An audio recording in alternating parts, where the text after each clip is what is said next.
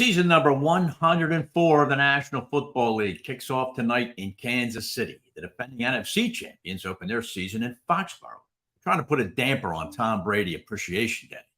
Sal Paolantonio, Sean Green, Justin Bruni, and Pat Leonard all join me to usher in another season of This Week in Pro Football. It's time for This Week in Pro Football, a deep dive into the key issues and marquee matchups in the National Football League. For the next 60 minutes, we invite you to sit back or lean in with host Pat Callahan as we preview the week's Eagles matchup, big games, breaking stories, and all news NFL. It's This Week in Pro Football, right now on JAKIB Media Sports. All right, welcome to another season of This Week in Pro Football here on JAKIB Sports. Pat Callahan joining you, and thank you very much for taking the time to tune in as we start our second season here on JAKIB Sports. And we have an action-packed year and an action-packed show to bring to you tonight.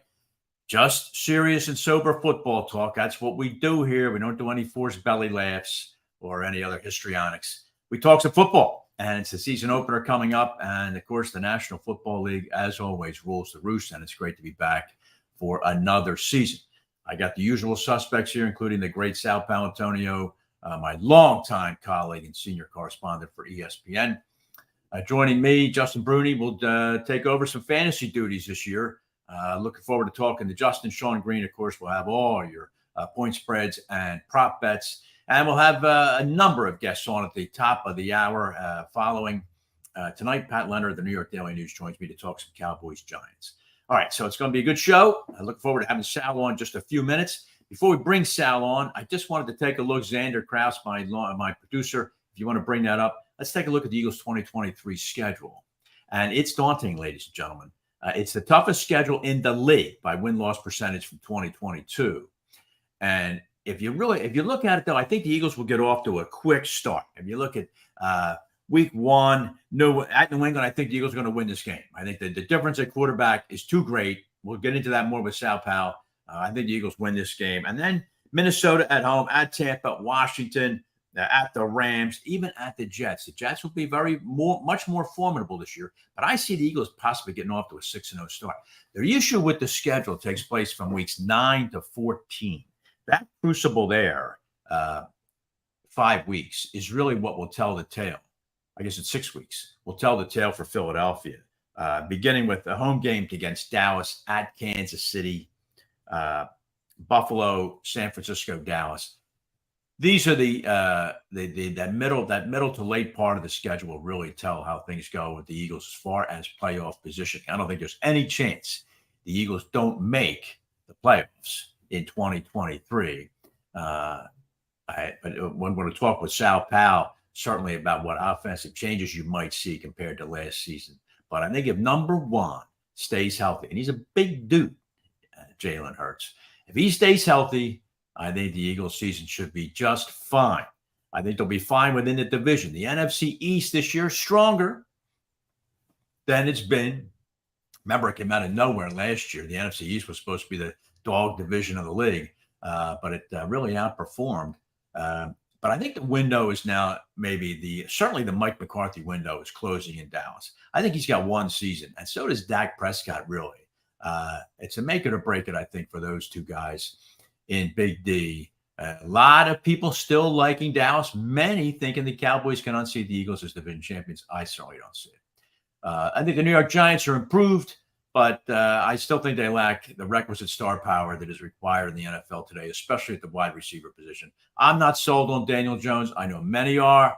I think Daniel Jones made himself a ton of money last January in the win over Minnesota in the playoffs.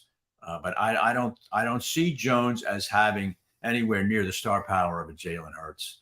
So I think the Giants still need to Jones is their guy. They're going to need to surround him with a great deal more wide receiver talent than I think they have right now. They have a deep wide receiver room. We'll talk to Pat Leonard about that. But I don't see any A.J. Browns or C.D. Lambs in that room. The Washington Commanders, they're just the Commanders. They're just the same old, to me, same plotting team. Good defense, but Sam Howell, no, I'm sorry. I'm not buying Sam I am as a threat to Philadelphia's winning the division in the NFC East. So I think it'll be a good division. It'll be challenging for Philadelphia. The 6 games within the division, I still see the Eagles doing at worst 4-2. I think for the most part, the whole service at home. And but the game, obviously, all the games. And again, the NFL with that scheduling quirk. And this might be the 3rd year in a row. The Eagles are playing the Giants virtually back-to-back, weeks 15 and 17. It's very odd because that week 17 divisional game, I suspect, again, the Eagles will probably be resting a number of people. But it certainly does the Giants no favors. If they're fighting for a playoff berth, then the Eagles have a reason to play. If the Eagles are going to sit guys, it might get the Giants in the playoffs. But I'd say the Eagles still winning at least 4 of the 6 games inside the division. So the NFL, of course, starts tonight. Kansas City hosting Detroit. And in my opinion, the AFC, ladies and gentlemen, I'll believe it when I see it. I'll believe it when someone knocks the Kansas City Chiefs out. They've been to 3 of the last 4 Super Bowls. They are still a formidable team. Travis Kelce may not play tonight. I suspect he will. But it's still going to be very, very tough to me to knock number 15 off the perch. He is by far the best quarterback in the league. I think Jalen Hurts is probably the closest to him, quite frankly. But Mahomes has an uncanny intuition for playing the quarterback position, second to none. And the Chiefs are going to be very tough to beat as long as he stays healthy. All right, Zayna, why don't we bring in my longtime colleague from my radio days here on This Week in Pro Football, and that is, of course, a senior correspondent for ESPN and a prolific author and now a veteran analyst on NFL broadcasts, and that would be the great Sal Paolantonio. Sal, how are you doing? Oh, Pat, I'm doing great. It's been a beautiful summer, but I am definitely ready for some football, Pat. I am definitely ready for tonight's game, and I'm obviously going to be in Foxborough for Patriots and Eagles. And I'm going to do all the TV, and then I'm going into the radio booth with Steve Levy for the ESPN national broadcasts. And I've done a bunch of these booth jobs as an analyst over the last 4 years, but it doesn't get any better than this, Pat. It doesn't sound. Week 1, Patriots home, and the Eagles in town. It doesn't get any better than that, Pat. I'm going to go a little light on my vocal cords on This Week in Pro Football, so that I don't. I got matchup taping tomorrow, 20th year hosting the NFL matchup show at NFL Films. So it's a big week. It's a big weekend in the Callahan Paolantonio households. I can tell you that. I promise I'm only going to wring 5,000 to 6,000 words out of you in the next 15 minutes, and then I'll let you go. But I want to start with this. Before we take any kind of dive into the Eagles-Patriots game, and there's a lot of interesting angles in that game, I wanted to start, though, with this before we get to a break, which is I'm a believer in the Super Bowl hangover, and the statistics back me up that only 3 teams in NFL history have gotten back to a Super Bowl after losing the previous year. Do you see any chance of a Super Bowl hangover in Philadelphia? You know, hangover is a tough word. You don't see that with this team because they have veteran leadership. They have the best CEO on and off the field, I think, in the NFL, in Jalen Hurts, because he is the tone setter, without a doubt. People want to say Howie Roseman builds the roster, Nick Sirianni's the head coach, or they've got bright new defensive and offensive coordinators. This team belongs to Jalen Hurts. Right. And the Eagles put the dollar signs on the paper to prove that it is his football team. And the way the team conducts its business comes from Jalen Hurts. So I am not going to use the word hangover. I'm just going to say it is an extremely difficult challenge. So you've got 18 straight quarterbacks who have lost their Super Bowl debut, never get back to the Super Bowl, Pat. How about that? If there's anybody who can do it, though, I think it's Jalen Hurts. All you got to do is look at all the video of the way he attacks the weight room. Look at all of the practices and the way that he conducts himself on and off the field and what he says. Yeah. If there's anybody that can do it, it is him. So Nick Sirianni has studied this with his analytics department headed by Julian Lurie, Jeffrey Lurie's son. and they've come up with two very specific, one obvious, one not so obvious reasons that teams drop off after the so-called hangover. What Right. are they? What are they? One is injuries, Pat. Right. You just mentioned it. Right. And now it's tougher than it's ever been. Right. 17-game season. To keep everybody healthy for a Right. 17-game season is hard. Near impossible. Right. Near impossible. And it's no coincidence that last year we had 68 quarterbacks start a game, Pat, most in NFL history. It's not a coincidence. It's due directly to 17-game schedule. Right. And the second thing they came up with in their analytics department is a drop-off in offensive production. And I want to get into that with you after we come back from the break, because I think it's important that we give it a lot of breathing space and discuss exactly what that means and what they've done this spring and summer to attack that. All right, we'll get into that. I want to talk to Sal about the Patriots' new running back tandem and also the effect, if any, on the return of Tom Brady to the Patriots sideline, if only for one afternoon. See what I got here, Pat? I got mine.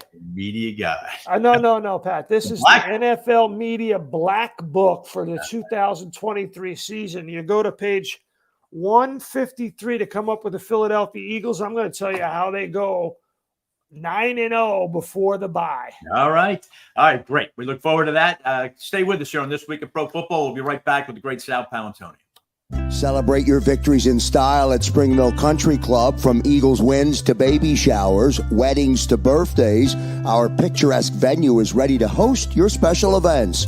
Make memories that last a lifetime in our stunning surroundings. Call Spring Mill today at 215-675-6000 and elevate your next event to unforgettable heights. Contact us now to book 215-675-6000. John Kennedy Ford. Their reputation sounded too good to be true, so my partner and I decided to do a little digging. They know we can see them, right? We could get them a great deal if they just come inside.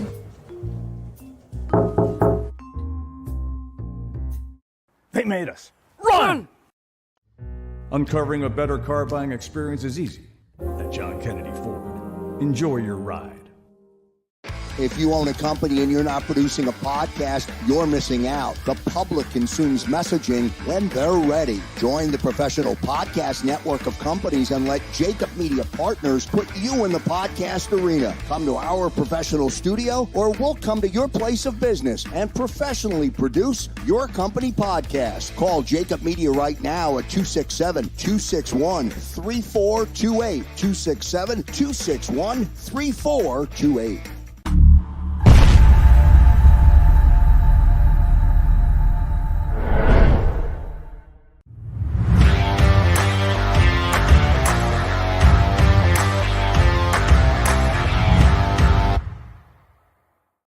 All right, welcome back. This Week in Pro Football, Pat Callahan here with my longtime and learned colleague, Sal Paolantonio, senior correspondent from ESPN, now a game analyst on ESPN Radio. Sal, it's great to have you back here. And you certainly said something intriguing before that break, which was 9-0.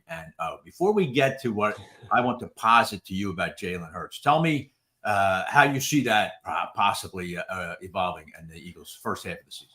Well, I look at this schedule, and I agree with you, Pat. At New England, I like the Eagles to win the game in a close game. It'll be tough. Matthew Judon is no joke. Right. That defense gets after the quarterback. Now, Jalen Hurts averaged about exactly 7 design runs per game last season. That's the most of any quarterback in the National Football League. I think in this game, they will have more design runs, and they'll run right at Matthew Judon to try to mitigate his ability to get after Jalen Hurts in the pocket. I think they win the game 24-20. There's no way Minnesota's coming in here on Thursday Night Football. I realize it's a short turnaround for Philadelphia, but the Eagles win that game. Tampa Bay, I was down there in the summer.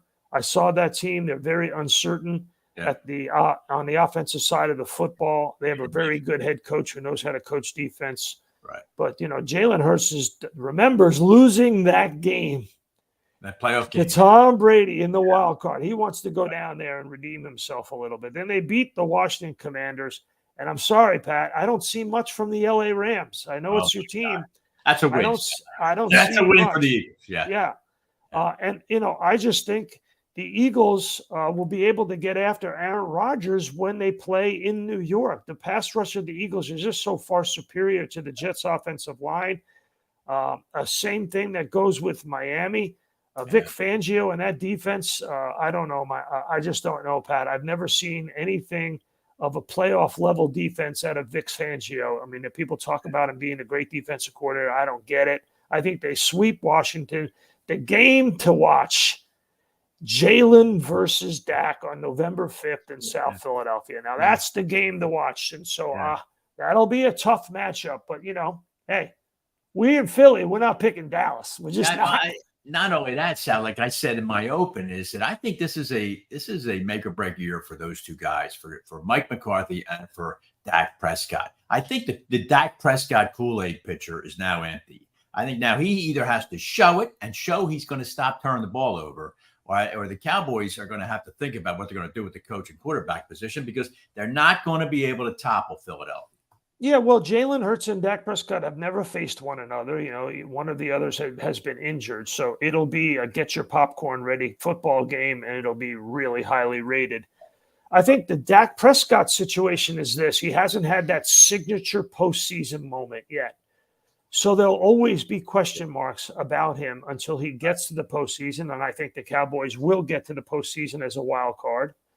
And he delivers without turning the football over. The number one indicator of wins and losses in the NFL is quarterback turnovers from the quarterback position. The top 6 quarterbacks turnovers did not make the playoffs last year, and the Cowboys were number 7 on that list. They made it only because they had so many takeaways on defense, led the league. So they got to have that signature moment from Dak Prescott in the postseason. Right. Now, let's circle back here to number 1 in Philadelphia, Sal. You had mentioned the Eagles might have some design runs at Matthew Judon. I posit to you, though, that the Eagles need, as you said, you stressed it, they have to stay as healthy as they can to avoid that kind of Super Bowl blip. And he's got to stay healthy. Do you see the Eagles using Hurts running the ball less than they did in 2022? I think that they will try for sure. So the notes that I sent you this morning. I saw that. That's really what I'm referring to. I'm not out of school here. I'm not talking out of school. It was Nick Sirianni who said in one of his first press conferences this summer, the 2 things the analytics department came up with on why you can't get back to the Super Bowl, the so-called hangover, is injuries and drop off in offensive production. So they have been aggressive, very aggressive in the passing game this summer. They certainly are looking for better decision-making and better accuracy from Jalen Hurts. I don't see how in the world it can get better than it was last year. Right. You study Jalen Hurts. To me, he was really ridiculously good in both of those categories. He really was. And he protected the football other than that one strip sack in the Super Bowl. And I'm not blaming him for that loss that was in the first half. Right. He went into the halftime with a double-digit lead. He earned it, and the defense didn't hold up their end of the bargain in the second half. So Jalen Hurts played at an MVP level in the Super Bowl. Right. Nevertheless, so how do you get more points, and why would you want more points? Well, 2 reasons. Number one, you want to make sure that Jalen Hurts doesn't put himself in harm's way. And 2, you have a lot of new parts on defense it's going to take time for that to gel. I think the weakest link on the team right now, well, let me say this, Pat, not weakest link, unproven link, is Sean Desai, the defensive coordinator, talking to Nakobe Dean, who's going to have that green dot on the back of his helmet, calling the defense for the first time in his short NFL career. Second year, didn't really get on the field last year. Right. That's the number one thing I will be focused on. Are they good in command and control, good in communication? Are they good in alignment and assignment football? If you're in New England, I don't care if it's Tom Brady playing quarterback or, Mac Jones. Yeah. well, yeah, Mac Jones or Alex Smith. It doesn't matter who it is. You got to play alignment and assignment football because Belichick is going to make you constantly think and adjust. And that is the number one issue that going into this game that I see is the unproven area for this football team. All right. I mentioned Sal, talking with the great Sal Paolantonio here. Sal, presented by the good folks at First Bank. Sal, I mentioned Mac Jones. I wanted to talk to him, you specifically about him because 18th in passing yards last year, 18th in completion percentage, 23rd in touchdown passes. It's hard to be scared by Mac Jones. He seems to be the quintessential game manager. I don't think they're strong at wide receiver. So then it comes down to the Patriots running backs. How concerned are the Eagles about now? Ramondre Stevenson is a good running back, good, solid. Oh yeah, had over 1,000 yards last year. Yes, and I think there's some gas probably in the Zeke Elliott tank. How concerned are the Eagles about shutting down that Patriot running? Well, if you want to beat the Eagles in this game, you're running Ramondre Stevenson and Ezekiel Elliott in the A-gaps all afternoon long. It's supposed to be raining in Foxborough in the afternoon. You just run them, and run them. 1-2 punch, thunder and lightning. That's what you do. That's the way you keep Jalen Hurts off the field and the offense off the field. You play ball control. You do exactly what Belichick did to the Buffalo Bills in that Super Bowl in Tampa. You keep the other offense off the field, and you run. You run the ball. And they are very capable. I mean, their offensive line is a work in progress. But the Eagles' defensive tackle situation, Fletcher Cox is older. Hargrave's in San Francisco. Jordan Davis couldn't get on the field during the Super Bowl, had an ankle injury that made him, less than productive that you want out of a first-round pick. And Jalen Carter. I mean, you got to test Jalen Carter right away. You can't let him fire off the ball and go and jump the gaps at Mac Jones. That's a losing formula. Losing. Right. Sal, it's going to be funny. You pointed out to me, Tim McManus, our colleague at ESPN, wrote a very thoughtful piece on Jalen Carter and how he came to be a Philadelphia Eagle. They talk about him. He's got all the talent in the world. They talk about him almost in Aaron Donald type tones, but I don't expect that week one. But it will be curious to see how his season evolves in that interior Eagle line. Great piece by Tim McManus on ESPN.com. If you haven't read it, go on ESPN.com on the Eagles page and scroll down to it. Timmy Mack always delivers the goods, no question about it. Right. But, is there a more hyped defensive rookie this summer than Jalen Carter, Pat? I don't know. I don't think so. I think the whole story was interesting. And so he's got, I think, you say he doesn't have to deliver week one. Oh, Pat. Oh, yes, he does, Pat. Yeah. Yes. Yeah. Okay. Yep. All right. Well, we'll certainly look at that. I think that and that running attack, as you mentioned, I think the Patriots try and run the ball at least 30 times. And because I don't think Mac Jones can beat the Eagles, but we'll see. It'd be very interesting to see how that game evolves. I got to win. I got the Eagles winning 24-20, Pat. Yeah, I think that's a pretty solid number. But now there's two other games, Sal, I want to get your attention on before I let you go, so you can sip that hot tea and get yourself ready.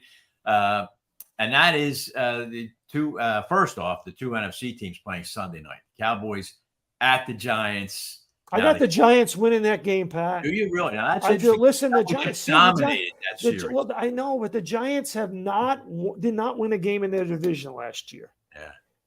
Sunday Night Football.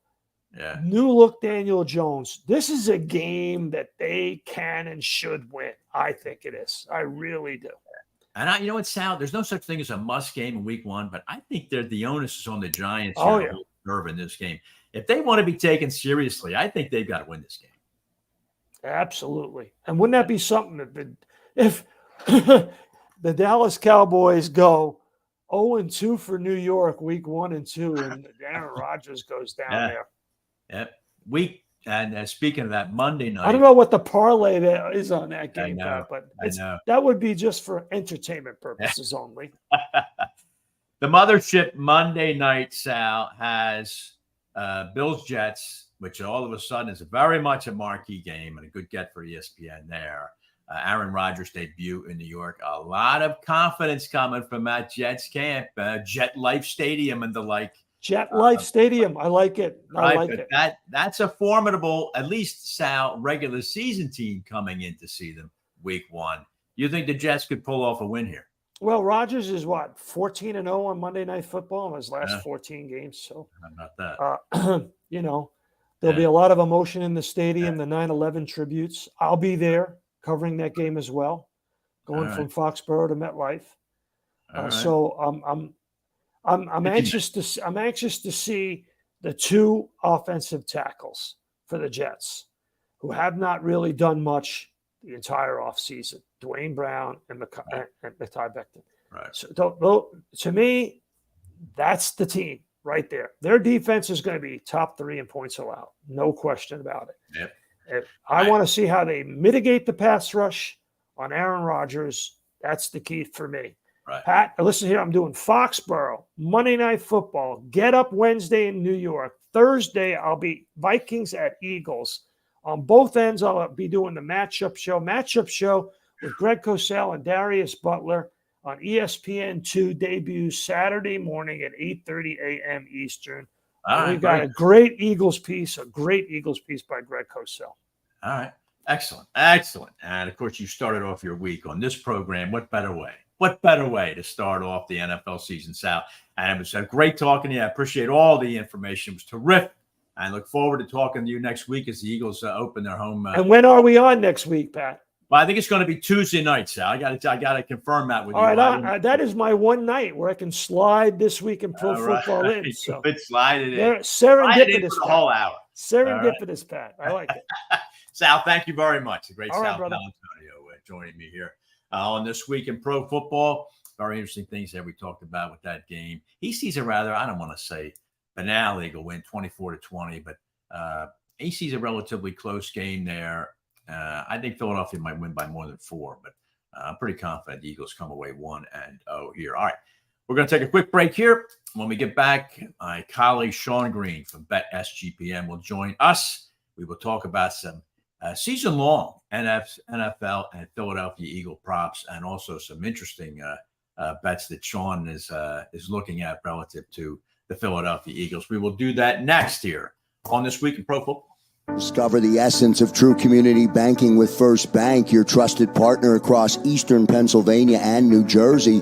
Their network of branches brings you convenient access to dedicated personal bankers who understand your unique needs.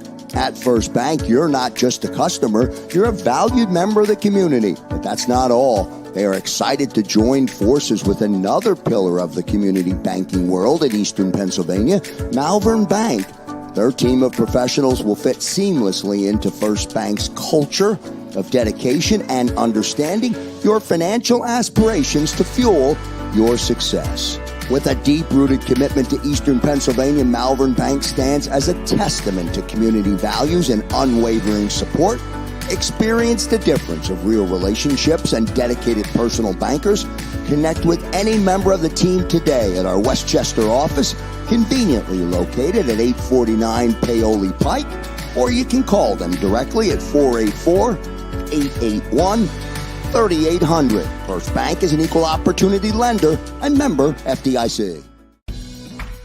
At Whistler Pearlstein LLP, we assemble the most effective team to handle all of your legal needs. There are players and pretenders, but our hustle and heart set us apart. In practice now for over 75 years, we're proud to be one of the most prominent full-service law firms in the Philadelphia region. We offer 17 different areas of practice, including business, corporate, and tax education law, real estate, zoning, and land development, municipal law, and litigation. Our top-rated attorneys and staff are laser-focused on client success. We strive to provide outstanding legal counsel with the highest level of care and consideration. Let us show you the Whistler way. Learn more at WhistlerPearlstein.com or email Michael J. O'Donohue at mod@WhisPearl.com.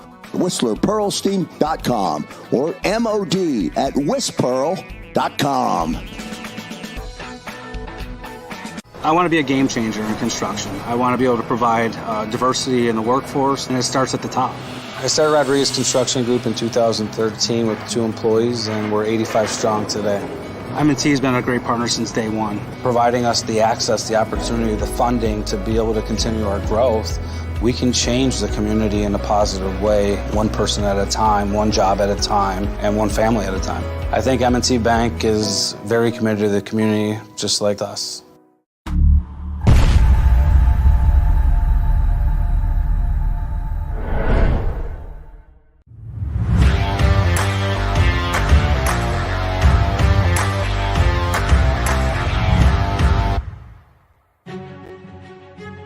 Welcome back to This Week in Pro Football. Pat Callahan joining you here. I have shed the coat. It is hot here in the JAKIB studios. Yeah, it's 95 degrees. It's just terrible. No more. I want this to be the last heat wave of the year. Okay, I'll risk the cold weather, but there's nothing worse than that insufferable cloying heat. Imagine playing football in it. That must be pretty tough. All right, but anyway, let's move along here. I'm always happy and privileged to welcome joining us for another season. That is the proprietor, the host, the creator of Bet SGPN out there in, where are you in, Las Vegas or Los Angeles? I don't know, the great Sean Green. Sean, how you doing? Oh, I'm doing great. Yeah, no, normally out there in Los Angeles, but it's NFL week 1, so got to do the full week in Las Vegas, doing a bunch of podcasts, doing our live show on VSiN Friday night. After this wraps, I'm about to head to some NFL opening kickoff party, so just soaking up all the NFL energy. I want everybody to follow Sean Green at Sean Green, right? Is that your X handle? Is that how you have that right? Yeah, Sean T. Green. Yep. Sean T. Green. Everybody give him a follow, because if your life is dull and you don't really have much reason for doing much, you want to follow this guy. He will be your Walter Mitty, because every day he's seemingly in the middle of some sort of ridiculous situation. And got a lot of action going on. We're all jealous of that. But Sean, welcome back here this week in pro football. Just had an interesting discussion with Sal Pao about the Eagles-Patriots game. Do you have any just initial thoughts or any takes that stand out to you relative to that game? Yeah, I mean, obviously I'm on the Eagles. I'm on the Eagles every game. But, yeah, the reason – I actually got some good reasons for this game. One, I think Riley Reif, the right tackle for the New England Patriots, he's out. I think that's going to create awesome opportunities for Hassan Reddick, Derek Barnett, maybe even Nolan Smith gets his first career sack. And in general, they've had some offensive line injuries. They've been banged up as a team, the Patriots. I think that's going to create great opportunity for the Eagles. And then, on the other side of the ball, I mean, they have some young, small corners. Like, they just drafted Christian Gonzalez, who might end up being a good cornerback. But, week 1, you're having to guard A.J. Brown and Devonta Smith. You're going to have your hands full. Yeah, I think the A.J. Brown could win a lot of jump balls in that situation. You're certainly right about that. Xander, if you've got them, I'd like you to bring up here a couple of screens that I noticed from my boy, Mr. Green. Posted here. And Sean, just walk me through some of the AFC and NFC win total. I was very struck by the Sean column from my Los Angeles Rams. I mean, I don't know. I assume you're living in Los Angeles. This was beat into you, but I'll put whatever money you want to put that the Rams don't come anywhere near 11 wins in 2023. How do you possibly see that number?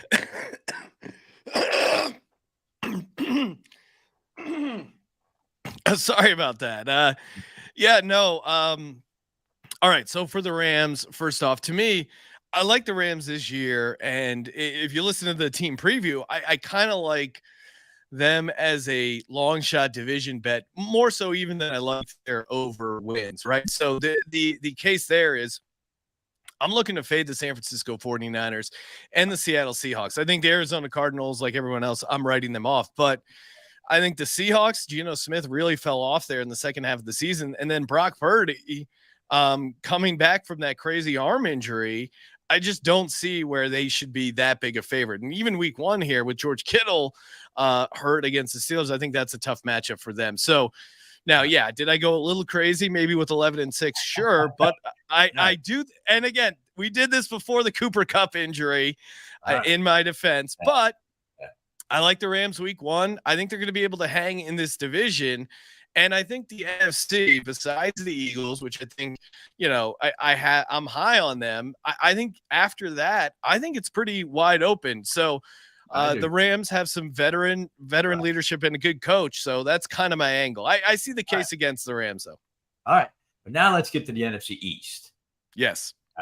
Zan, if you could bring that screen back, I just want to show one other thing there that the NFC East, you are really down on the NFC East, and that is a shocking number. Is that just you being your usual vindictive self, or do you actually see Dallas struggling that much this season?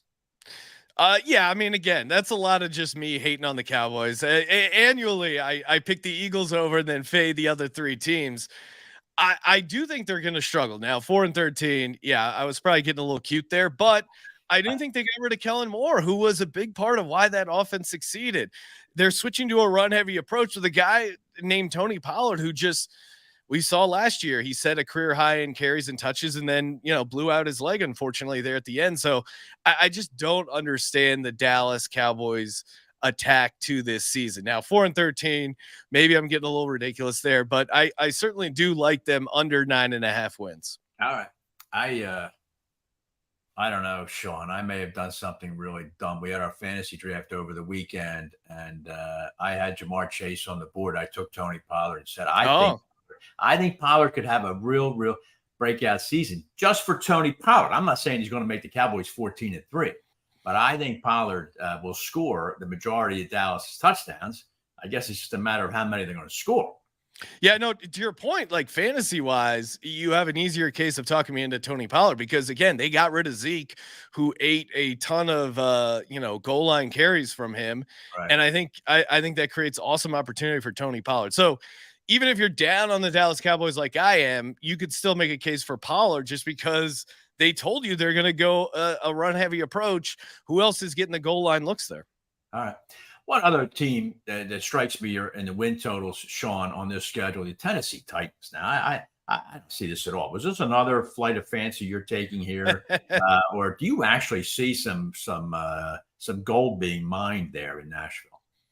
Oh yeah, I like the Tennessee Titans. I think they are going to be the surprise team in the AFC. Again, to me, like I think where you find value in looking at these futures is take a couple teams that you think the market is way off. And the Tennessee Titans being 7.5, I think is kind of crazy. I mean, Mike Vrabel has only gone under 7.5 one year, and that was last year. And they really had a year from hell with the injuries, with everything going wrong. I mean, if you remember, Malik Willis, really struggled throwing the ball, and yet there they were in Kansas City taking the Chiefs to overtime. Yeah. I think this team is a good, well-coached team. I think Mike Vrabel gets the most out of his guys. I think, yeah, they have a bunch of veteran guys, DeAndre Hopkins, Derrick Henry. It could go wrong because of injury, but right now with everyone healthy, I think they're a surprise team. I think they're a fun team to win the division. And I think even though the AFC is competitive, I think they're going to be the surprise team where people go, wow, Titans better than we thought. And one team that I'd say actually on another venue what I thought could be the surprise team in the AFC is the Pittsburgh Steelers. And I see you and Ryan both like the Steelers. I think the Steelers are flying under the radar here. And if this kid at quarterback, Kenny Pickett, can hold his own and continue to grow into the job, there's a lot of talent on the offensive side of the ball in Pittsburgh. 100%. I mean, you want to talk fantasy. I think George Pickens is a nice fantasy sleeper kid, going to make a nice breakout second year. And then Mike Tomlin. Mike Tomlin has never had a losing season in the NFL as a head coach. That is a crazy stat. Crazy. So stat. they and that was with Mitch Trubisky and Mason Rudolph. And Kenny Pickett finished the season really well. He looked like the real deal. So if he can make a jump, TJ Watt, again, they were 8-2 when TJ Watt played. Last time I checked, he's playing week 1. So I like this Steelers team. I'm with you. The AFC North is super competitive.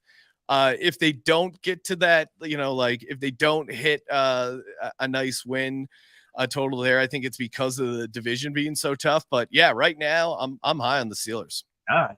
I love to see it, Sean. I'd love to see them knock the 49ers off. I think the 49ers that'd be great. Noxious team in the NFL. And, they're so annoying.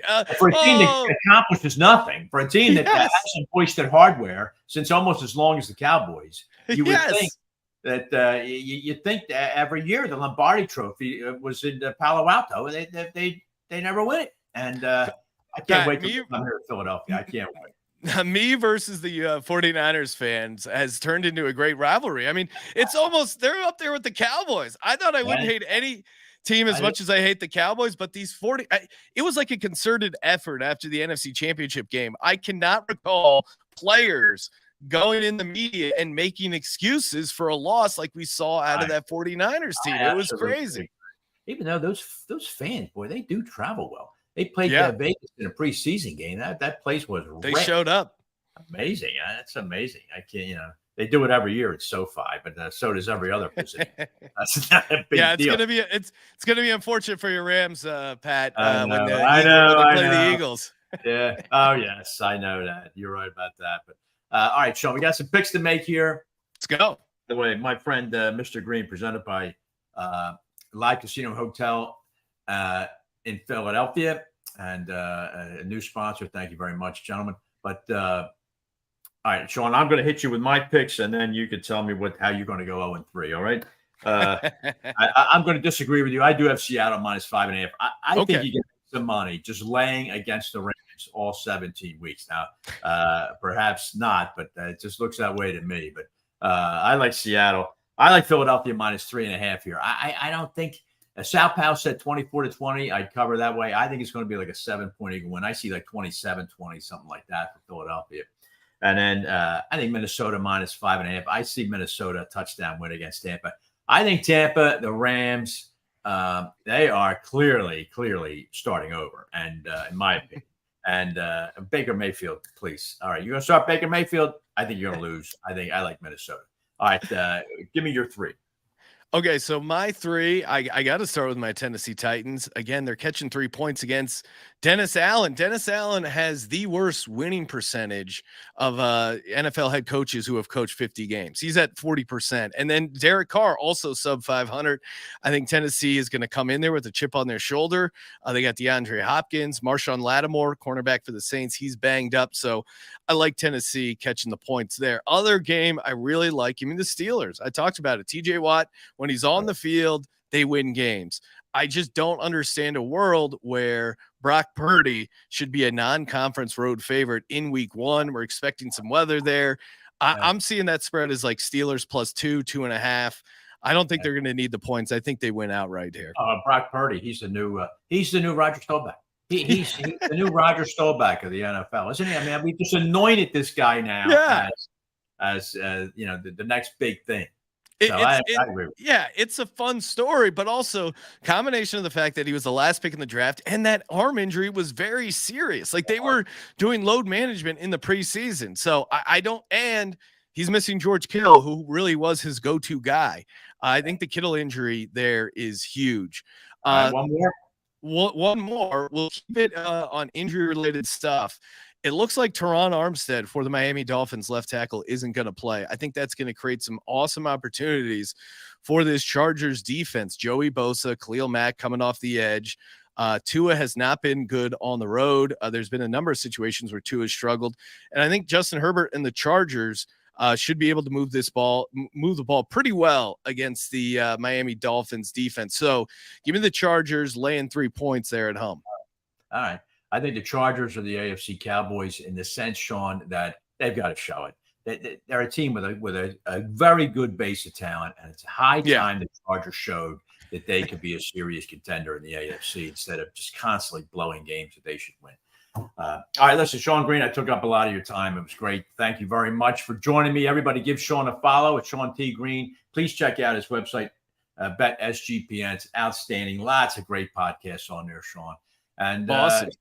So you're going to be in Vegas all week with. Don't forget to get to church Sunday morning. Okay. Oh yeah, I got mass ready to go. All right, Sean Green. Pat. Thank you very much, pal. All right, take it easy. All right, Sean Green. Okay. we'll get to more props with Sean. Season opener, I thought those predictions I thought were interesting. So we'll get to more props with Sean in the ensuing weeks for those of you who lean that way. When we get back, though, I'm going to welcome Justin Bruni to the show. Justin works with Sean at SGPN. He's going to talk some fantasy football with us all season long. Already some injuries popping up for week one, and I'm going to ask Justin about if he's got any surprises that he might insert into lineups in week one. We'll do that next on This Week in Pro Football. If you own a company and you're not producing a podcast, you're missing out. The public consumes messaging when they're ready. Join the professional podcast network of companies and let JAKIB Media Partners put you in the podcast arena. Come to our professional studio, or we'll come to your place of business and professionally produce your company podcast. Call JAKIB Media right now at 267-261-3428. 267-261-3428. John Kennedy Ford. Their reputation sounded too good to be true, so my partner and I decided to do a little digging. They know we can see them, right? We could get them a great deal if they just come inside.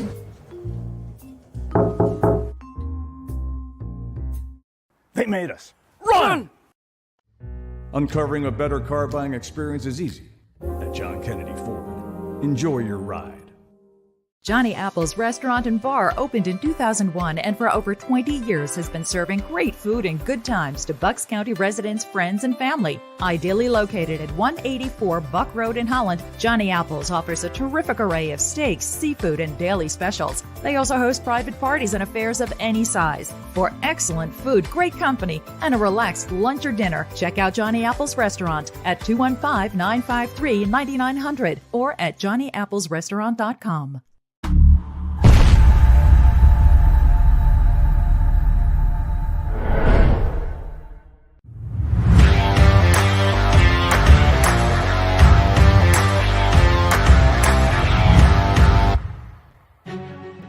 Welcome back. This Week in Pro Football presented by Kennedy Ford. Pat Callahan here joining you.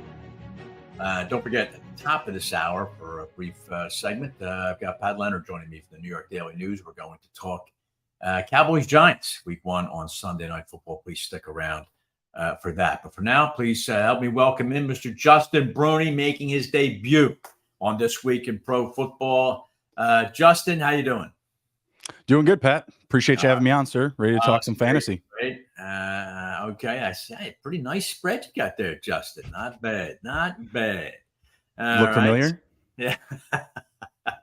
It's not the opulent spread that Mr. Green has. I'll say that. But anyway, it's great to have you on here. Justin, you are the fantasy guru for SGPN. And yes, sir. We're talking with you throughout the season here. I'm a big fantasy guy. I've been in the league since 1982, which probably predates Justin Bruni. It does. It does by about 7 years. Yes. So, and I got to tell you, Justin, I made two huge decisions in rounds 1 and 2. Our draft was Saturday. Okay. Thumbs up or down. But week one, I could have had Austin Eckler. Instead, I went with Nick Chubb. Now, I did that because I had Eckler last year. I won because the law of averages. Do you believe, Justin, in things like that like Austin Eckler, 2 terrific years the last 2 years? I just think he's not a big guy. Is he due for a regression? And do you believe that there are certain guys that may be due for regression and other guys that are just due to bust out? Yeah, absolutely. I'm not that scared of drafting Austin Eckler. I'm not sure if that was like a standard scoring or PPR scoring format, but I do like that pick in Nick Chubb. Yeah. What's that? It's not PPR, but okay. So then that definitely helps your pick for sure. You know, Nick Chubb being more of a higher end value asset in fantasy in a standard format versus Eckler, who gets a lot of his value from catching passes. So I think you made the right decision there. And Nick Chubb, also someone that I believe can legitimately lead this league in yards this season and in rushing yards. I'm not worried about Eckler regressing this season, and that's just because the Chargers have not overly invested in any backups behind them. They've got Spiller, they've got Kelly. They're not really going to play much this season. We saw Kellen Moore kind of deploy that multiple back system last year with Zeke and Pollard, and there was a lot of success there. And so because Kellen has, some efficiency in running the ball, especially these last handful of seasons with the Cowboys, I'm believing that he's going to give Eckler some life. And also, I just like the fact that they've upgraded their receiving group so that you have a little bit less dependency or need to drive the ball on the ground with high volume with Eckler or any of his backups. He is just when they get inside the 10, Justin, God Almighty, is he the greatest player in the NFL to have? Because it's either going to run it or there's a 50-50 chance they're going to throw to him. I may regret that pick as the season goes by. I don't know. But listen, I wanted to throw a couple other names out at you. A lot of talk and excitement about Bijan Robinson with Atlanta. But Justin, he's not really a grinder, run it between the tackles guy, is he? And do you think his ADP might be a little too high? It might be a little bit too high, and that just comes from the hype of being, a first-round asset, a first-round rookie running back. Everybody's comped him to Saquon Barkley, Zeke Elliott, that he's going to be a generational talent. And I think when you look at the college tape and you look at all the stats, that's what's going to happen. He's going to be sensationalized up the draft boards. I like Bijan. I like the opportunity there because the offense is just bad. And if we look back to some seasons, like say CMC, when he was a rookie running back, he didn't even rush for 500 yards, but he was still a running back one. He finished RB10 backed on PPR value. So if you are playing in a standard league, you definitely want to back Bijan Robinson, a little bit down the board. Obviously, we're kind of beyond draft season. We're kicking off NFL tonight. But I did feel that he was a little bit more expensive. But as a fantasy degenerate, I was drafting teams all summer long. I was playing in Underdog's Best Ball Mania 4, drafted 150 teams. So I got my fair share of Bijan. I do have my exposure. Do you really have 150 teams?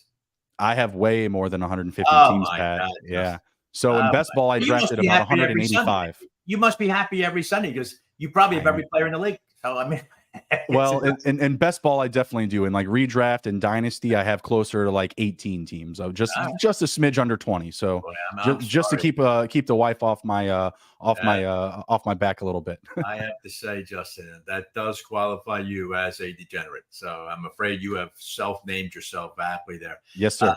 How about some surprises, Justin, in week one? I have a couple names that I think, or now, and here's a corollary question I want you to ponder is you consider if there's a couple guys, I'll give you an example. Brian Robinson of the Commanders playing Arizona. He might be a sneaky week one play. Or are you an adherent to you drafted these guys in this order, this is your starting lineup, go with it? No, that's not necessarily the case because you're going to have to play the matchups. So Brian Robinson and Antonio Gibson should absolutely be in your lineups this week. They have a super juicy matchup with a team that's projected to be in last place all season long with a quarterback they just bought off the couch and Josh Dobbs. They're coming cross country. It's going to be a difficult travel situation for them. That's a great spot. Other than those two guys that I absolutely love in that game, I mean, fire up all your Commanders, actually, now that we kind of bring up that matchup. Terry McLaurin, he was a full participant in practice today. I know people were worried about his turf toe. But other guys, obviously, like Deion Jackson, right? Jonathan Taylor being out for the Colts. I think that you should feel very comfortable starting him, despite the fact that you may not be that high on the Colts in that game. You're going to have a rookie quarterback in Anthony Richardson, who is going to be playing probably under duress. The Jaguars have a good pass rush. They have good linebackers. I have to imagine he's going to be dumping the ball off to Jackson more than a handful of times, probably going to get at least 5 catches in that game. And then I also love Van Jefferson filling in for Cooper Kupp. These are just really easy lineup fill-ins when you have these injured players or missing players. Puka Nacua, that might be a stretch, but he's moved up the depth chart, though. He was a handful of days ago, I think he was at 6, and now he's behind Tutu Atwell, who's not really like a demanding physical player. So I think there is some backdoor opportunity for maybe some Puka Nacua in a game where I expect the Rams to be playing from behind and have positive ROI on offense. Like, I have no concern starting Matthew Stafford this week or Van Jefferson. And I think Tyler Higbee will also be a very good start, just given the fact that where are the targets going to go without Cooper Kupp there? Let me give you a couple other names, Justin. I want you to weigh in on these. By the way, you can give Justin a follow at SGPNJB on X. Please do that. And all right, Justin, a couple of guys, Christian Watson, who was my WR2. Of course, he's got the hamstring. He seems like he's going to be doubtful. Do you agree that you're going to have to lay off him for week one? Romeo Dubes did come back Dobbs. I'm sorry. He came back to practice. If you're in a deep league, is he somebody you throw out there? Because he's going to be the top receiver now for the Packers. Yeah, Romeo Dubes or Jaden Reed are just fine. I was on, or not on, Christian Watson. Christian Watson, I should say, for this season. I was on him regressing this season. If we had dig a little bit deeper there, he would definitely be a name I would bring up just because of how efficient he was. His touchdown percentage was crazy last season with Aaron Rodgers, and now you go from one of the most efficient quarterbacks in history to a guy that they wouldn't even dress last year in Jordan Love. And Packers Nation, they're a lot higher on Jordan Love this year. I think they just have to be. They just have to be, because what else are they going to be excited about? I know. I am not on starting Christian Watson. If he had practiced today, I would have been feeling a little bit more comfortable doing so. I am a Chicago Bears fan, so I have to self-admit that. At the end of the day, I'm going to be banging the drum for Chicago this weekend, and they are out for blood with all the Aaron Rodgers scrummaging we had to do the past couple of years. So NFC North is open this year. It's open for business. Wide open. Very true. One other name, Justin, I want to throw out before I let you go is Josh Jacobs. Now, he signs that deal with the Raiders. Now, Jacobs has an injury history. Okay, I recall having had him a couple times when every time he carried the ball, I would shield my eyes waiting for him to limp out of the pile to the sideline. Now, he had a terrific year last year. Is he in? Is he one of my regression guys? And are you concerned early season grabbing the hamstring with a guy who hasn't really practiced all season long? No, I'm not worried about him at all, because they're going to need him. You're going to need that run game to protect Jimmy Garoppolo. I expect this team to still look to pass often, but yes, Josh Jacobs and Devontae Adams in that lineup will regress this season as far as total stats. Now, that doesn't mean that I'm not drafting them, that I didn't get them on teams this year, but you can't necessarily expect Josh Jacobs to lead the league in rushing yards in back-to-back seasons. Having that type of role, I just don't think is going to be in the cards for him with the disputes that they've had this offseason. I don't see him necessarily being an injury risk, but I do see him regressing from those total numbers. Doesn't mean he still can't be in that high-end RB1 conversation, though.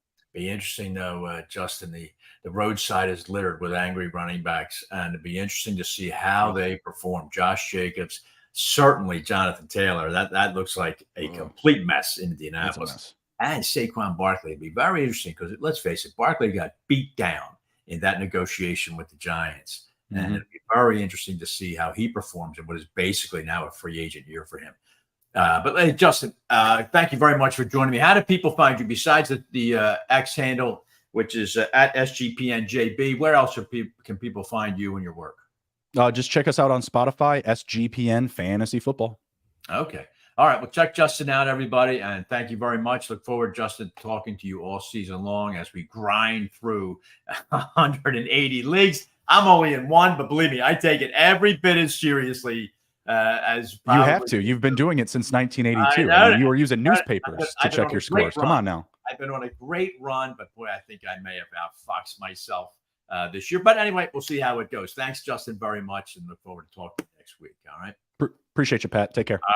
All right. Justin Bruni joining me there, talking some fantasy football. When we get back, I'm going to be joined by the great Pat Leonard from the New York Daily News. We're going to talk some Cowboys, Giants, maybe sneak in a little Bills, Jets here as we wrap up week one this week in pro football.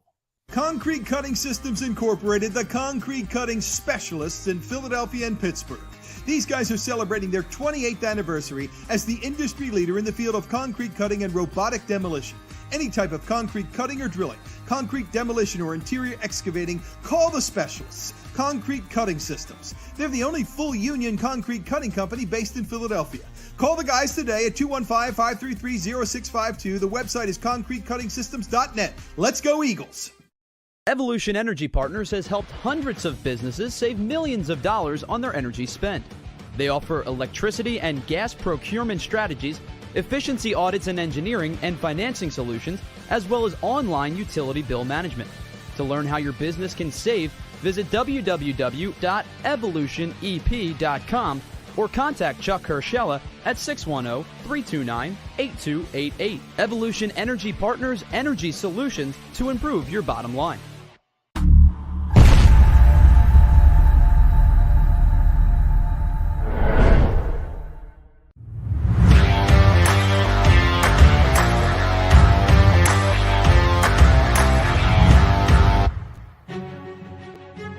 Welcome back here this week in Pro Football, presented by Kennedy Ford.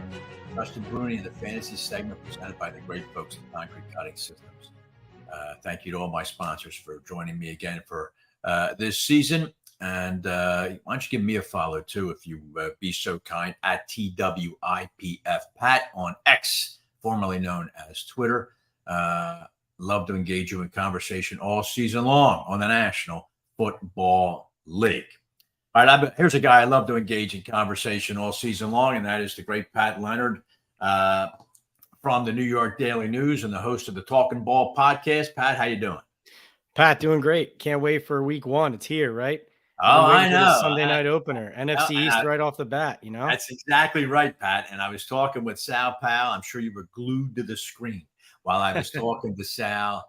And my take here, Pat Leonard, and let me get yours right off the shake here, is this is a big game for the New York Giants. Don't normally say that in week one, right? You still got 16 of these to grind out. But I think this is a chance for a statement game by the Giants. How do you see it? I totally agree. I mean, the last two times the Giants won the first game of their season, they made the playoffs. 2016 in Dallas under Ben McAdoo, and last season with Brian Daboll. Last year, it was a tone setter winning week one in Tennessee. And that's just a random opponent from the AFC. If the Giants, who can't beat the Cowboys or the Eagles, defeat the Dallas Cowboys on Sunday Night Football on a national stage right off the bat, Pat, they also then remember they go on the road and we'll have about a week together, you know, no distractions, nothing else. They'll go out, they'll get to beat the Arizona Cardinals. Everyone's going to take turns doing that in week two. And that would be a really great way to start the year. 2-0 with a win over a Dallas Cowboys team that's been a thorn in your side. I think it really could be a season-defining win or loss, frankly. I think so too, Pat. And you mentioned a thorn in the side. That might be a little charitable. I think most of the Giants roster, Pat, has not known a Giants victory over Dallas. It's true. So I think the Giants here, Pat, you know, like I said, week one, I don't want to overstate it, but I think they can't come out of this game 0-1, not so much because they've lost the game maybe to Philadelphia. They certainly would lose a game to Dallas. But I just think psychologically they need to know, hey, we're playing with the big boys here. And, you know, and can they – now they have marshaled a good deal more talent. I think the Giants are a much more stable organization than they were even 2 years ago. But going into this game here, I want to focus on let's start off with a certain player here, and that's Saquon. I just was talking with Justin Bruni on a fantasy angle that Saquon's one of those running backs who had a very bruising offseason trying to negotiate a new deal. Do you think there's any type of hangover there? Is Saquon playing with an eye towards free agency? I think, listen, I don't think he's distracted, if that's what you mean. I think he is focused on doing the best thing for himself and for the team, which is just playing his best football. I do think, Pat, if they lose and the season starts going south, it could get ugly. Right. But I don't think it's starting ugly. I think there's an opportunity for Barkley right now in a positive mindset to be thinking about, okay, the best thing for me right now is to go for 200 yards and 2 touchdowns to beat the Dallas Cowboys. And that's also just happens to be the best thing for the New York Giants, right? But I will say this, Pat. Just talked to Saquon the other day, and he referenced, you know, he's not going to commit anymore to being a Giant for life. He's saying that's not something that I even want to talk about right now. And he actually made an allusion to, yes, it's part of the business trying to play well. So, you know, you can use it for contracts and talks with the Giants or with other teams. He actually kind of slipped that in there. And so, you know, it's still lingering in the back of his mind. But no, it is not an overhanging cloud like we thought it might be. Okay. Just as an aside, Pat, your thoughts. You're a veteran correspondent of the National Football League. Nick Bosa signs just an unbelievable contract with the 49ers. What was it, 5 years, $170 million or some such ridiculous number. Now, look, all the numbers in the NFL are ridiculous, except for one group of guys, and that's the running backs. Do you see this worm turning? Or, I mean, have we reached a new paradigm as far as running backs being considered not an afterthought, but more or less an adjunct in the way the NFL plays offense? I do, except I do think the exception is what you see with Christian McCaffrey is, can you catch the ball and run routes like a receiver? And the major discrepancy between what Barkley felt he was worth and what the Giants felt he was worth was that Saquon thinks he is a Christian McCaffrey type receiver. The Giants feel like he can do it only so much, but he drops passes and he's not the receiving running back he believes he is. So even when they gave him what looked like a more fair deal or offer, it still was never going to near that. And so when you look at the running back market, if you're just a pure running back, a ball carrier, I think the only path to changing this paradigm that we've seen forming is for you to be the catalyst of a Super Bowl winning team. And, the positive for the running backs, the sliver of positive, Pat, and you and I talked about this on the show last year, is last season, the NFL suddenly started going back to the running game. Teams were like the Eagles, for example, and the quarterback running was a huge part of that. But defenses are smaller now and not necessarily equipped to handle it as well. So part of what I'm wondering now is, does that become the trend that helps undo this a little bit and get some of these running backs paid if we see it kind of pile on here in 2023 and teams again have some success? That's possible. Interesting. It'll be interesting to see how that does play out, because look, the rebuttal for what you just said, obviously, is Pat Mahomes and the Kansas City Chiefs, who most people can't even name their starting running backs. And yet, but of course, when you have a generational talent like Mahomes, that kind of paints a different picture. All right, let's talk, by the way, Pat Leonard here, the New York Daily News and the host of the excellent podcast known as Talking Ball. Pat, let's talk about the Dallas Cowboys, okay? The bane of New York, the bane of Philadelphia, where I am here. You can see the nice backdrop JAKIB Sports gave me. But that's right. My theory, or one of my theories I'm positing, Pat, is this is a make it break it for Dallas this year. I think it is for Mike McCarthy, and it may be for Dak Prescott. How much pressure is on the Cowboys going into Sunday night? Yeah, I think a ton, because let's put it this way, Pat. I was talking to an evaluator in the league just 2 days ago who said that the Cowboys reserves, all of their too deep roster players, all could start on other teams. And, that sounds like an obvious statement about a good team, but most NFL rosters, their top end talent, maybe they have some elite players, a handful of guys who are better than the rest. Most teams, though, could not have, let's say, 7 starters get hurt and still field a middle of the pack to upper class NFL roster. But that's where the Dallas Cowboys are. And that's why there's so much pressure on them. They've done a great job with their roster. Like Will McClay, Jerry Jones essentially is the GM, but Will McClay, he does a great job over there. And I think Mike McCarthy, of course, taking play calling, that could help them, but it also puts more pressure on him. But really, it's kind of like no choice at that point. It's like, okay, we can't get over the hump in the playoffs. Now it's all on me. Can he manage the game better? There's no excuses, though, on the coaching front. It's McCarthy, it's Dan Quinn. There's no excuses on the talent front. You have Micah Parsons, and you look at CeeDee Lamb, Michael Gallup, Brandon Cooks now in the mix. They just keep drafting productive tight ends. Tony Pollard is a star running back now. And their offensive line, it's not the Eagles line, and it's not the Cowboys line it was 4 years ago, but it's still a top 10 NFL O-line. So, yeah, I think there's no excuses. I frankly think if you're Jerry Jones, as talented as the Eagles are, it's not unfair to expect your team to win the division, in the sense of, listen, what excuses do we have left? Right? We need to win these games. We need to get there. We know that we can win these regular season games here and there and get to 10, 12 wins, but we can't get over the hump. Yeah. I think, Pat, that's going to be a fascinating thing. The NFC East is really going to be fascinating all season, with the exception of what are the nondescript, virtually anonymous Washington Commanders. I'm not drinking any of that Kool-Aid, Sam Howell. I think the other 3 teams are going to be a pretty fascinating study throughout all season long as they jockey for. Because remember, I said at the start of my show, the NFC East came out of nowhere last year. It was not regarded as a good division, and it was very strong all season long. I think now it comes into this season with a much higher bar, and it's going to be fascinating right from Sunday night to see how that plays out. One last question for you, Pat, and that is the Giants wide receiver room.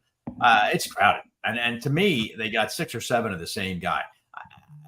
How do you see this? Do you think 1 or 2 has to emerge as the critical guy for Daniel Jones, or can they just shuttle guys in and out all season long? Well, I think the answer to your question is simple. It's that stop calling Darren Waller a tight end. He's their number one wide receiver. That's the short answer, right? But what you're saying about what's with all these guys, how do you make it work, is absolutely right at the receiver position. It's Darius Slayton, Paris Campbell, and Isaiah Hodgins. Those are the top 3 receivers. Okay. Sterling Shepard looked great. It's just how many snaps can he play? Can you keep him fresh? Jalen Hyatt is going to force his way onto the field because of his speed, the 3rd rounder out of Tennessee. But, I mean, Pat, you know this well. Now, listen, is he Deshaun Jackson? I would never say he's Deshaun Jackson, but I've had coaches say that he reminds them of him as far as that big threat ability, that big playability at all times. Unfortunately, what he also reminds you of with Deshaun is if he goes over the middle and gets a hospital ball, he's going to get clobbered, right? Wow. Hyatt is a slim body. Yeah. You know, he might put some weight on as the years go by, but there's a reason he slipped. So I think the high end of what the Giants are is Darren Waller lining up in a different place every snap, outside, in line, in the slot. Saquon Barkley lining up outside with Waller lining up in the slot, and Paris Campbell, the wide receiver, lined up at running back. I think you're going to see Brian Dable and Mike Kafka do their best, Pat, like they did for the first half of last season, to simply mix and match and outsmart defensive coordinators until people figure it out. That's the answer. Hey, look, the blueprint is about 1,500 miles west in Kansas City, Pat. I mean, that's a team that won the Super Bowl with, let's face it, with a dominant tight end, and it's kind of what you're saying, because Travis Kelce is kind of a tight end. He's really just an unstoppable, very, very big and unguardable wide receiver. So we'll see if they can replicate that. Hey, God bless the Giants. We'll see. But, hey, Pat, tell me where everybody can find the Talking Ball podcast and anything else you're working on. Yeah, so the Talking Ball podcast is on my YouTube page at PL on NFL. It's also on Apple and Spotify. Actually, just posted 3 new episodes this week. Talked to Darren Waller one-on-one. Talked to Super Bowl champion Benny Fowler. We gave some bold predictions about the season, including my belief that Kirk Cousins gets traded by mid-year. You can go and look at that. And then also talked to Todd Ehrlich, the sports producer over at Channel 11, who has a new top 20 New York sports moments book out. So you can find that on YouTube. You can find that on Spotify. If you subscribe to YouTube, you'll get live Q&As with me during the week and after every Giants game. Right there live. You can ask me questions and we'll chat it up, chat some ball there. Like I love talking ball with you here, Pat. Hey, and I'm sure my invitation is on the way to sit in on the Talking Ball podcast. I'm sure it's just an oversight on one of your staff. We'll have to talk to the producers and write that wrong. You know, absolutely. Eagles week and an NFC week sounds like perfect. Eagles week would be perfect to do that, Pat. And I appreciate you taking the time tonight. Enjoy the game Sunday night. I know you'll be there, and look forward to seeing your posts on X throughout that game, throughout the season long. Pat Leonard, thanks for joining me tonight. Thanks, Pat. All right. Great Pat Leonard from the New York Daily News and the Talking Ball podcast. Xander, before we get out of here, if you can just bring up that week 1 schedule here, then I promise I won't hold you any further than that. By the way, I did mention a programming note next week. We're going to be on Tuesday night, 6 o'clock. And then streaming thereafter. But please remember to check out This Week in Pro Football presented by Kennedy Ford next Tuesday evening. Okay. Week 1 schedule. There you see it. Tonight, Kansas City hosting Detroit. That should be a high-scoring game. Obviously, Lions are they got a lot of talent. We'll see if they can compete this year in the NFC North, which is wide open. Sunday games. I think San Francisco, Pittsburgh, as Sean Green was talking about. I hope that's a good game. I think the Steelers can give the 49ers a little run there. We talked a great deal about the Sunday night game. The Monday night game, Buffalo and the Jets should be a very entertaining game. And then the late Sunday game, Philadelphia, New England.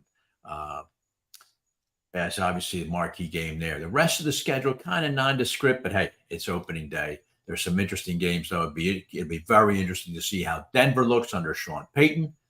And the Raiders now with Jimmy G at quarterback. And let's face it, he does nothing but win games. The other team will be curious to follow is the Jacksonville Jaguars. They have been one of the most anonymous teams in the NFL all season long. For the last 10 years. But, you keep drafting top 3, top 5. You're supposed to get good. Jacksonville, much better, I think, this year. And we'll see if they fulfill that promise in the usual very weak AFC South. All right, that'll do it for this week in pro football here. Week 1 on JAKIB Sports, presented by Kennedy Ford. Thank you very much to Xander Krause for producing, and thanks very much to Sal Pao, Sean Green, Justin Bruni, and Pat Leonard for joining me, talking some football as we get ready here for the opening of the National Football League season. And we look forward to talking to you next week to digest the Eagles game and to look forward to the Eagles home opener against the Minnesota Vikings. All right, we'll see you next week on This Week in Pro Football.